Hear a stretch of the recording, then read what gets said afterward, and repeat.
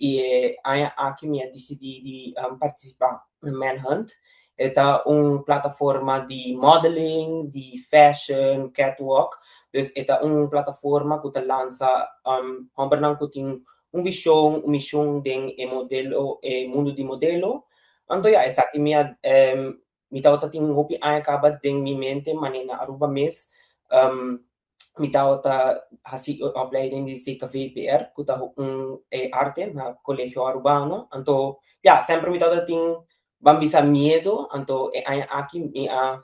tuma stap di bai mas tem mundo de modelo. Agora aqui nós está se mi nota hera gestos finalista nós começa grupo basta mais grande anto de estilo de elimination na começamento para na AKFO, então agora que formando parte de gestão finalista na pessoa que ganha o título de Manhunt também participa agora e representa a Holanda na Manhunt International. Definitivamente parte mais grande me tá é modelo para diante câmera e a situação que não tá põe nós está ali em situação que no não está 100% confortável, pero botinho duna el look, botinho tinha posering, dus eta meta mas saliendo de mi comfort zone, dus es algo definitely más grande, pero también hoy en día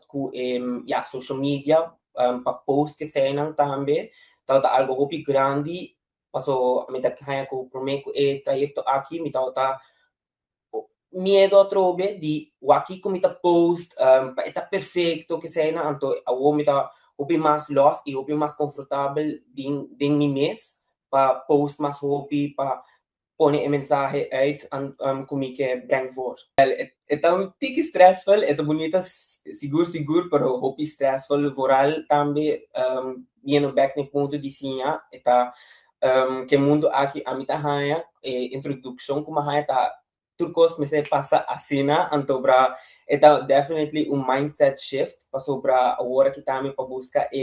panha de gala para buscar sponsor para buscar agora que também media outlet para promover o mês de estudo cena mestre awardo assim prometo 4 de julho final que tá passa de sabra agora na Holanda 8 horas na Reewijk es país não quer join por seguramente